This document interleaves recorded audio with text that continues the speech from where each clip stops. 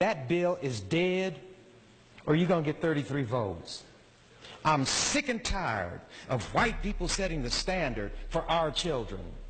Benson High School, the little racists had white adults decide to put out a paper dealing with the N-word. White adults, white children are the ones on the paper and decided to do this.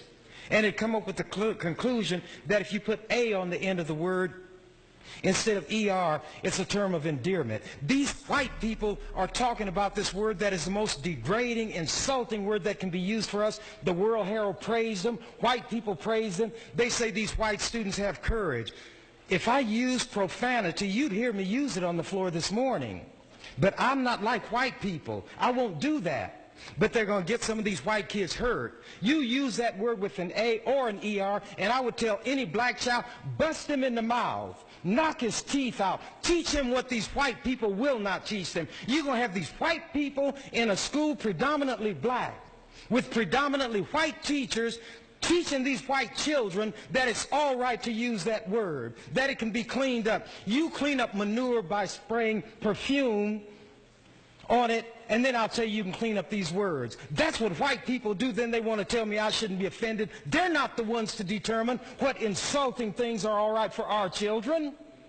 Now, if somebody in here had a child who's in special education and I ridicule that child, that person would be offended and outraged. But when it comes to our children, it does not count. White people know. And this little white girl who is the editor of the paper is saying, well, we did just what we wanted to do. We wanted to have discussion.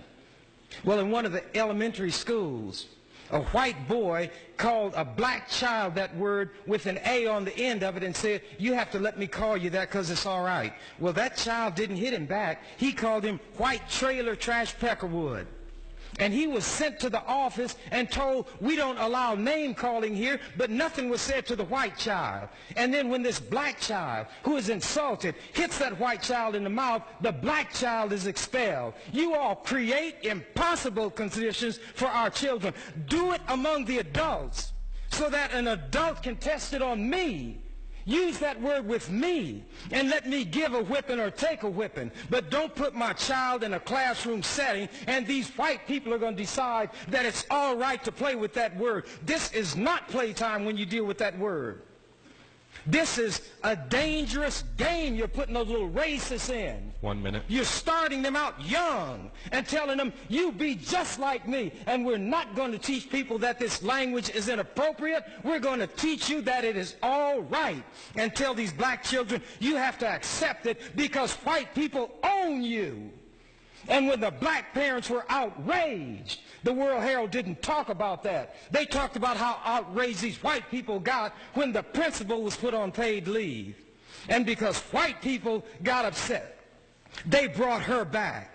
But what about our feelings? The feelings of our children who go to these schools controlled by white people. Then that education committee thinks they're going to get a bill through this legislature that leaves everything as it is.